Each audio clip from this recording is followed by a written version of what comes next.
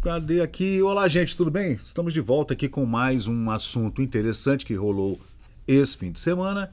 Esse, gente, é o Dmitry Medvedev. Por incrível que pareça, esse cara já foi presidente da Rússia, tá? Ele é um apaniguado dentro da camarilha comunista do Politburo bolivariano putinesco. Na verdade, ele é um pau-mandado, o sinônimo do que eu falei aqui agora. Ele é pau-mandado do Putin, tá? E hoje ele é um ministro importante lá para segurança, informação, desinformação. Ele tá ali, né? Como um cãozinho adestrado, abanando o seu rabinho. Toda vez que o Putin manda falar alguma coisa, o Medvedev vai lá e fala. E a última fala do Medvedev, gente, deixou todo mundo assim preocupado, né? Ele foi presidente da Rússia entre 2008 e 2012, período em que o Putin falou: vou tirar o pé, e depois a gente volta e determina mandato vitalício, com eleições, né? Aquelas eleições russas, né? Eleições bolcheviques, né?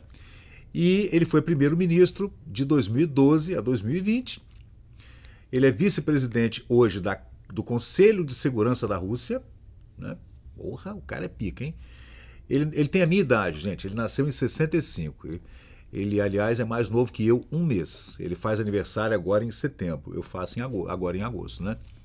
Ele nasceu em São Petersburgo, né? Antiga Leningrado, né? Ele é advogado, aliado do Putin. Bom, quem não é aliado do Putin já morreu, né? Já morreu. Assim como o coitado do Sergei Magnitsky, né, coitado. Agora, o Medvedev, gente, ele mandou uma muito mal esse fim de semana e tem gente falando assim, é pra rir ou é pra chorar? Segundo essa matéria aqui da revista Veja, tá lá, o Medvedev falou, vociferou fezes pela boca e o mundo não sabe se ri ou não sabe se chora, se apavora com o tal terror nuclear. Gente, não vai ter guerra nuclear, gente, não vai. Não é interesse para ninguém, bombas atômicas. Aí tem uma tal de uma bomba chamada mão... Como é o nome da bomba? Mão morta. Mão morta, que seria a máquina do fim do mundo, né? Segundo Doomsday Machine, alguma coisa assim, né? Aí a gente vê os dois juntos, ó, o Putin, naquela época que ele fez um monte de cirurgia plástica na cara, ele estava com a cara toda detonada. Assim, esse pessoal, a única forma é o caixão, tá? Só depois que morrer. Esse pessoal todo. Esse pessoal Lula, Zé Dirceu, Barroso, esse pessoal é caixão. Não adianta. Eles não vão mudar, vão continuar assim, comunistas, querendo um Estado bem grande, bem inchado, cheio de funcionário público, enquanto a população morre na miséria. É isso que eles querem. E eu não consigo entender, porque é uma coisa que matematicamente não tem sustentação nenhuma. Né? Se você oprime quem está embaixo, limitando liberdades individuais, fazendo o Estado cada vez mais monitorando o cidadão e suas atividades, né? Mais você sufoca a atividade comercial, né? Que é a compra e venda de produtos de forma livre entre os cidadãos, gerando riqueza, né? Eu não entendo como é que a cabeça do comunista funciona, né? Que tem que estatizar as coisas. Eu não consigo entender, né? Não consigo entender. Hoje a briga é entre o cidadão comum, o trabalhador comum, digamos, um trabalhador liberal, como eu, por exemplo, sou liberal, o trabalhador de carteira assinada no Brasil, que está dentro de um estatuto qualquer, né? O governo e as suas elites, que ganham milhares e milhares de reais por mês, trabalhando dentro de uma repartição, né? E o funcionário público, né? Que o funcionário público também faz parte de um núcleo familiar onde tem liberais e CLT. Então é um tripé que você vê que não funciona, gente. Enquanto tem um cara que fez um concurso público e está ganhando 30 mil, tem um cara na família, um primo, um irmão que está ganhando 2 mil e é um carteira assinada. Então a gente tem o cara que sempre vai querer que o Estado fique cada vez mais forte, mais poderoso, para que ele ganhe mais, para que ele consiga subir na carreira dentro do Estado, ganhando mais, ganhando mais, ganhando mais, né? É o que a gente viu durante a pandemia, aquele promotor público em Belo Horizonte, durante uma live, reclamando que o salário dele de 23 mil era uma miséria. Vocês lembram disso? O cara falando, pô, excelência, estou ganhando 25 mil, 23 mil, 25 mil, essa miséria, não estou conseguindo fazer nada com esse dinheiro, vou ter que tirar meu filho da esgrima. Desse jeito. E o cara reclamando que 25 mil para ele era uma miséria. Então, esse cara quer o quê? Que o Estado fique maior, para que ele consiga subir nas hierarquias estatais que vão sendo criadas para poder movimentar esse pessoal cada vez mais para cima da pirâmide estatal, né? E isso nunca vai funcionar, porque embaixo tem gente trabalhando e pagando imposto, imposto, imposto. Nós chegamos nesse limite agora que ninguém quer saber de Estado mais. Quanto mais longe do Estado você tiver, melhor. Aí a gente ouve falar no Ricardo 38. Renato 38, ele é um entusiasta do Bitcoin e da autocustódia, né? Que você deve ter Bitcoins dentro de uma carteira na sua cabeça, com as senhas na sua cabeça, né? E você negocia tudo com Bitcoin e fique mais longe possível do Estado que você puder. Antigamente seria guardar o dinheiro em casa, ou ter joias, ou ouro. A gente sabe que o pessoal... Hoje é relógio, né? Relógio, aqueles relógios Rolex caríssimos, né? De 50 mil o relógio. Bolsa, que também custa caro, você consegue vender rápido. Obras de arte não, né? Só se forem obras de arte pequenas, porque você ter uma tela grande não adianta. Você não pode enrolar porque a tela estraga. Você não pode deixar em casa que pode ser roubado. Tem que ter um seguro caro. Tem gente que deixa o quadro na casa de um amigo ou no museu, né, e quando precisa vende. Ou deixa consignado, alugado, não sei. Mas é difícil. O Estado sempre está querendo pegar o que você tem. Sempre. Sempre querendo pegar o que você tem, te roubar o que você tem. E a gente é contra isso, né? Eu sou contra isso. Eu sou a favor de um Estado mínimo desse tamanhozinho.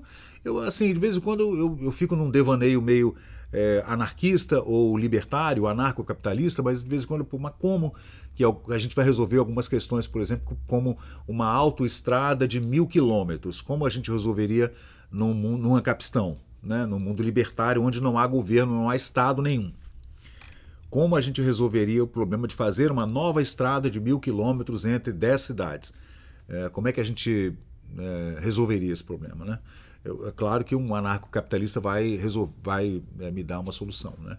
Mas, bom, o Estado soviético é assim, o Estado comunista, e ele, quando se vê numa encruzilhada como essa agora com o Trump, ele fala que vai lançar uma bomba qualquer como essa, mão morta, a tal da Dead Hand, ou a máquina do fim do mundo, que o Medvedev falou semana passada numa boa, né? Em um dos embates nas redes sociais com o Trump, o Medvedev falou das economias da Rússia, da Índia, que estão indo muito bem. O Trump falou que essas economias estão mortas, tanto da Índia quanto da Rússia. Aí o Medvedev ficou puto, né? Trump ainda exigiu, num prazo de 10 dias, cessar fogo da guerra da Rússia contra a Ucrânia. 10 dias para acabar com essa porra. Senão vai ter sanção econômica daquela pica das galáxias, né? Aí o Medvedev, né, que é do Conselho de Segurança da Rússia, reagiu falando que a Rússia está no caminho certo e alertou para o perigo do sistema mão morta. Vai vendo, que é um sistema lá da Guerra Fria.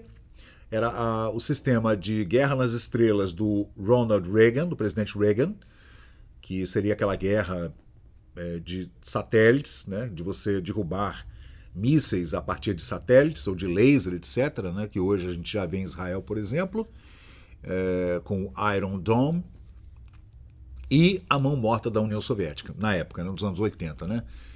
Seria uma tecnologia semi-automatizada, projetada para lançar um ataque retaliatório, sem liderança russa nenhuma. Não precisa ter o presidente para apertar o botão vermelho daquela maleta que fica algemada na mão de algum assessor. Não. Aquela coisa de filme que a gente vê, né? Não vai precisar. É um sistema que vai disparando os gatilhos até o ataque nuclear, digamos, né?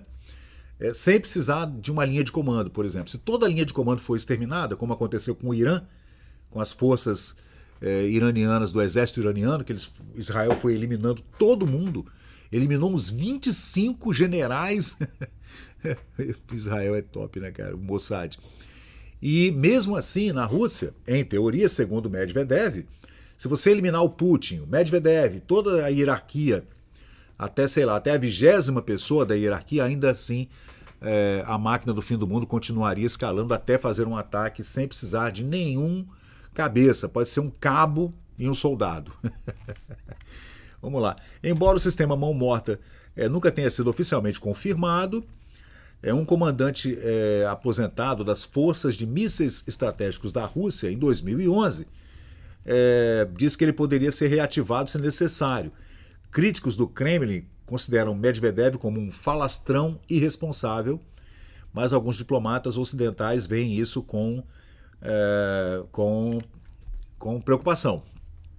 Eu estava lendo aqui, gente, que essa arma, né, é uma arma então que poderia causar uma terceira guerra mundial, né, entre Estados Unidos e Rússia.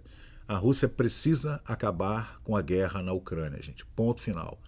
E o Trump deu 10 dias. Vamos ver o que vai acontecer e quais serão as sanções, mais sanções, que os Estados Unidos farão até sufocar absolutamente o Putin e a Rússia, até acabar com essa guerra contra a Ucrânia. Esse é o objetivo principal do Trump agora. É o principal objetivo. Valeu, pessoal. Vamos em frente. Deixa um comentário aí. Obrigado. Então, pessoal, valeu, obrigado por acompanhar o vídeo até o final. Se você gostou desse conteúdo, deixa aí o seu like, porque isso ajuda muito o canal a crescer. Aproveita agora para se inscrever, ativar o sininho de notificações. Sua opinião e seu comentário são muito importantes para nós seguirmos melhorando aqui o nosso conteúdo. Valeu, gente, eu sou Fábio Pirajá, muito obrigado e até o próximo vídeo.